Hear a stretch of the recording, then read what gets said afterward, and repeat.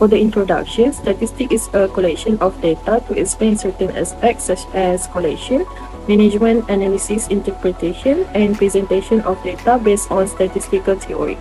Descriptive statistics is the analysis of data by percentage, frequency, and by using measure of central tendency, mean, mode, and median. There are 1,339 samples in this dataset, but we only analyze 350 data with the two types of measurement scale, which is ratio for age, children, smoker, BMI, and charge, nominal scale for sex and region. I will continue the presentation with sampling data and record data. As our group said, we need to make a sample random from 1,339 to only 350 observations. As you can see from this slide, we had record only the categorical like in this section. Only region and sex as the categorical because they are consist of name and cannot do algebraic operation.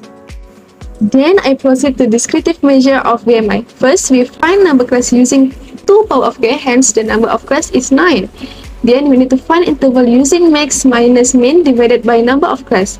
For BMI, we had 4 for the interval. After that, we directly do the table. Then, for the measure of central tendency, we need to calculate mean using frequency multiplied to the midpoint and divide by 350 and we will get 30.6. Then for median, we search the median class by using 350 divided by 2 and calculate by using its formula, then we get 30.56. For mode, we will need to find the different mode with before and after class mode and put in mode formula and we will get 27.74. In order to measure our position, to find first quartile by determining its class by 350 divided by 4 and then use the formula like in the slide. In BMI, we will get 26.38. Then we will calculate third quartile, same like first quartile, but first we need to 3 multiply with 250 and divide by 4 to find its class. In BMI, we will get 34.57. Finally, we need to calculate the interquartile range by third quartile minus first quartile, which is 8.19. After that, we need to find measure of variation. At first, we need to find range using mix minus mean data and we will get 33.1. Then we find variance and we will get 112.84. Then we square root it and we will find the standard deviation, which is 10.62. I would like to present about numerical descriptive measure of age. Okay, look at the table. The number of the class is 9 while the class width of the age is 6. Firstly, the measure of central tendency, which are mean, median, and mode. For mean, we got 38.60, 37.93 for median. Meanwhile, mode, we got 70.5 from this formula. Secondly, the measure of position. The first quartile is 25.52 while the third quartile is 50.92. So that the interquartile range we got is 25.4. Thirdly, the measure of variation. The range is 47, the variance we got is 192.88 and standard deviation is 30.89. The second slide is about numerical descriptive measure of children. Firstly, the measure of central tendency. For mean, we got 1.09, 175 for median. Meanwhile, mode, we got only 0 from this formula. Secondly, the measure of position. The first quartile is 0.25 while the third quartile is 4.75. So that the interquartile range we got is 4.5. Thirdly, the measure of variation. The range is 5, the variance we got is 0.1c and standard deviation is 0.4. I think that's all from me. Thank you. Next, for the graphical presentation, we use pie chart for two variables, which is categorical for sex and numerical for children. Pie chart is a circle that is divided into sectors that represent categories, and each sector is proportional to the frequency of each category. For age and BMI, we use histogram as a graphical presentation that represents the frequency distribution of a data set. Midpoint as a horizontal scale and frequency as a vertical scale. Histogram can describe modality, outliner, variation, shape, and symmetry. I will continue the presentation on the numerical descriptive measure sections. First of all, there is age level. The mean, median, and mode by age group using SPSS software is 39.39, 40.00, and mode is 90. Using SPSS software, the standard deviation is 14.331, variance 205.367, and range is 46. The first quartile and third quartile using SPSS software is 27, 52.25, and the quartile is a 40.00. Next, the mean, median, and mode by BMI group using SPSS software is 30.6727, 30.3000, and mode is 26.60. Using SPSS software, the standard deviation is 5.6724, variance 32.176, and range is 33.10. The first quartile and third quartile using SPSS software is 26.6933, 30.3000, and interquartile is 33.10. And the last one is the mean, median, and mode by children group using software. SPSS software is 1.09, 1.00, and mode is 0. Using SPSS software, the standard deviation is 1.182, variance 1.397, and range is 5.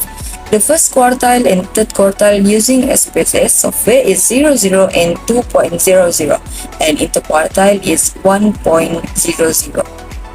For hypothesis testing is a process based on the same sample data and probability theory to conclude whether the hypothesis is reasonable and should not be rejected or otherwise rejected.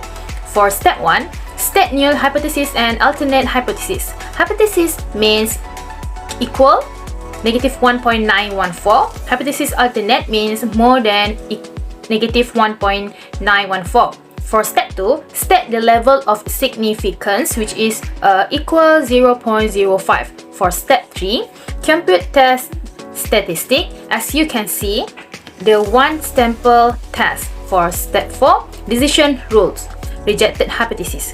For critical region, equal negative 1.914. Lastly, step 5, making a decision and forming a conclusion. P-value is 0.000, means that less than 0.05. So, null hypothesis needs to reject. Next, hypothesis testing using ANOVA. For step 1, state null hypothesis and alternate hypothesis. Hypothesis null equal means 1, equal means 2, and equal means 3. Hypothesis alternate equal the treatment means are not the same. For step 2, state the level of significance, which is equal 0.05. For step 3 is a compute test statistic. We use SPS as a software to make an ANOVA table. Next, for table 4 is a decision rule reject hypothesis if frequency more than frequency alternative, variance first and variance second. Lastly, for step 5 is making a decision and forming a conclusion, fail to reject hypothesis if frequency more than equal 0.05. Therefore, there is no significant difference among the group. I'm Hafiza will continue the presentation. Correlation analysis. Correlation is a statistical technique for determining how closely two variables are related. The Pearson correlation in the table is a measure that determines the direction and strength of a linear relationship, straight line, between two variables. Testing the significance of the correlation. First step, hypothesis. The null hypothesis, there is no correlation between H and BMI. But in the alternative hypothesis, there is a correlation between H and BMI. Secondly, as SPSS output, we can refer that correlation is significant at the 0.05 level in future. The third step, level of significant and decision.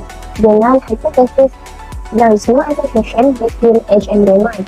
And the alternative hypothesis, there is an association between H and BMI. P-value equal to 0.36, alpha equal to 0.05. In this case, we can reject the null hypothesis since the p-value more than alpha. For the last step, conclusion, we can conclude that there is an association between H and BMI. Next, confidence interval. Based on the data confidence interval table, the confidence interval can be related to 95% of confidence level. The SPSS result shows that the standard error of the H is dependent on 0.766. The population parameter is between lower bound 37.88 and upper bound 40.89. The confidence interval can be related to 95% of confidence level. The SPSS result shows that the standard error of the BMI is dependent on 0.30320. The population parameter is between lower bound 30.0765 and upper bound 31.4690. Moreover, the confidence interval can be related to 95% of confidence level. The SPSS result shows that the standard error of the children is dependent on 0.063. The population parameter is between lower bound 0.96 and upper bound 1.21. I will continue with the prediction modeling. Objective to test the relationship between age, BMI, and children. The diagram above shows the scatter plot of age, BMI, and children. In the scatter plot matrix above, graph 1 plots BMI against children. It is seen that higher the BMI level, the more children. In the graph 2 plots age against children. Generally, the older the percent, the more the number of children. In the graph 3 plots age against BMI, it is seen that the older the percent is, the higher BMI level. For the summary, the R-square value is 0.15, which means 15% of the variation in age can be explained by BMI and children. The adjusted R-square is 15%. Standard error of the estimate is 15.265, is far from 0.05. ANOVA, the p-value from the ANOVA table is less than 0.05, which means that at least one variable age. Coefficients, test for every unit increase in BMI, age will increase by 0.337, provided the number of children level remains unchanged. Similarly, for every unit increase on children, age will go up by 0.574 units, provided the level of BMI. Based on the standardized beta coefficients, the effect of BMI is 0.108, which is about more than 5 times higher than the effect of children, 0.047 magnitude. For the conclusion, the statistic assignment can make description, data sampling, numerical descriptive measurement, graphic representation, and statistical analysis using SPSS software that manually to enable us to make a comparison between these two methods to further improve skill and knowledge to be applied in business one day.